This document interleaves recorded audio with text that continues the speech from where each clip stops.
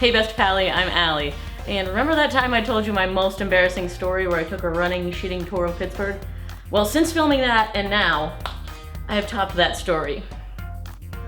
Let's do this.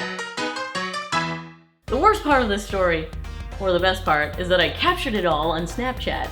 So let's see that footage. I came up with an idea for a Vine that involves a giant box of condoms, which means now I have to buy a giant box of condoms. Yes, I make Vines a lot, and sometimes they require props. Like this hammer. I came in like a... Or clown makeup and a giant-ass necktie. Babe, I'm sorry we fought. No, babe, I'm sorry. Makeup sex? Come over. On my way. And in this story, I had a swell idea for a condom Vine, but then I hit some roadblocks. But like seriously, they've been roaming this drugstore for like 20 minutes. I cannot find the condom aisle because apparently they chose not to label the condom aisle. How many children have been born because people just gave up in Rite Aid? Okay, this is not a joke at this point. I'm literally getting frustrated. It's almost made me forget the fact that I have to walk up to the cashier with the biggest box of condoms I have. If you haven't realized by now, I am walking around a public place just talking at my phone, which is already an embarrassing thing to do, and then the subject of my public self-chit-chat is condoms. At least no one recognized me doing that. Oh wait, that happened. The good news is I got directions. The bad news is I got directions from someone who recognized me from Twitter while I was talking to myself about condoms. Great. The last thing I wanted to hear at that moment was, "Hey, are you Allie Spagnola?" But my internet buddy did know where the condoms were. Yes, I asked my internet buddy where the condoms were. Well, I found them. And they're right next to pregnancy tests, urinary pain, and yeast infections. Here's what they should label this aisle. Found the biggest, cheapest one they got. I was hoping it would be like the size of my head or something, but I still have to do. And of course I didn't get a bag because you gotta pay for them in California and I'm cheap. So now I can only walk home carrying this out in the open. Anyway, I did all this for you guys so I could film a Vine using this prop. Look, I don't know, go watch the Vine. See what I made after embarrassing myself. Okay, let's watch that Vine. 6 seconds of payoff for all that work. Oh, and the caption of this Vine is, "What happens when you open a family pack of condoms?"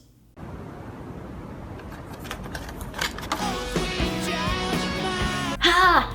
Get it? When you open it, it's empty, so there are no condoms. You end up having kids, making a family. Okay, look, I just explained that because so many people did not get it. Hilarious! I hope that doesn't mean you're doing it with your family, huh? What? No, that's totally off. Family pack? Seriously, is it really called a family pack? What? No, it's a joke. Big empty box of condoms, that's why you're always smiling so much. That's a busy week, good for you. There's a word for gals with an empty value pack of condoms. #fun. The point is not that I used them all, it was empty when I opened it. I don't get it. Okay, at least this person is aware they're clueless. Would not a pack of condoms that size be an anti-family pack? Ironically, the family pack of condoms prevents you from having a family. Okay, that's kind of it. You're getting closer. Okay, I get it. If you want a family, you do not use any condoms, right? 2 question marks. Yes, finally!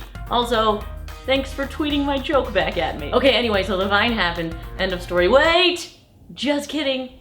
I don't need a giant box of condoms. Here I am again, walking down the street with a giant box of condoms. Because, yes, I'm returning the ones you guys saw me buy for that Vine prop. Returning stuff after filming with it is actually a pretty common practice for me. Like, I danced with a boa and a disco ball in a porta potty and then immediately took them back. If you want more explanation on that, the video's here. Or this Vine where I juggled soccer balls forever.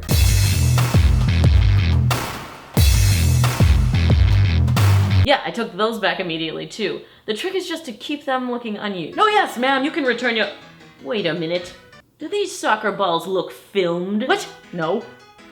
And how dare you insinuate that, sir? Okay, back to the friggin' condoms. I glued the top back down, and all I had was nail glue, so I used that, which is like way too aggressively strong and unnecessary. What if the guy that buys these next can't get the box open in the heat of the moment?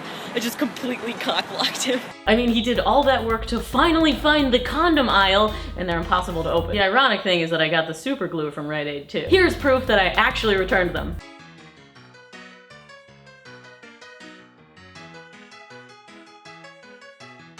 Attention, Rite Aid, we need backup on a condom return. This woman here is trying to return a giant box of condoms.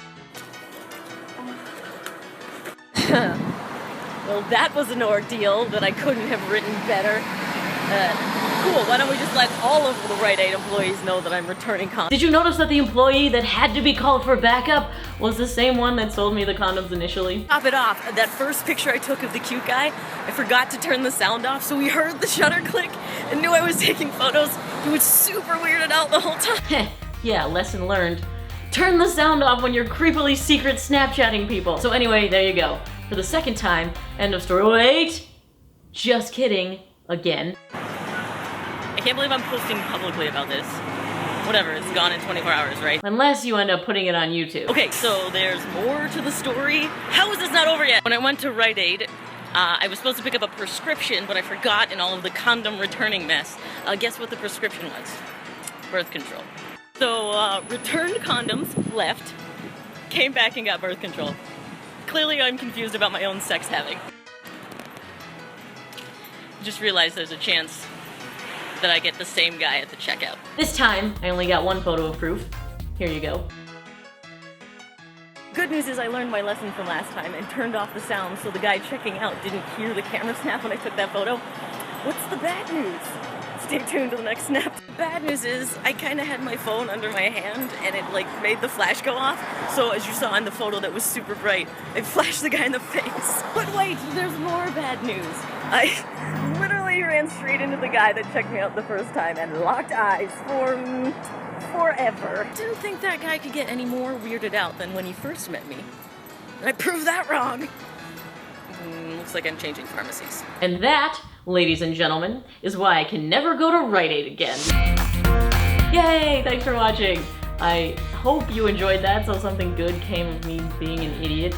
And if you did, then subscribe, and you can support me on Patreon so I can keep embarrassing myself for your entertainment. Thanks, you guys are awesome. Of course we can't accept these soccer balls, they look so very filmed. Filmed for many minutes.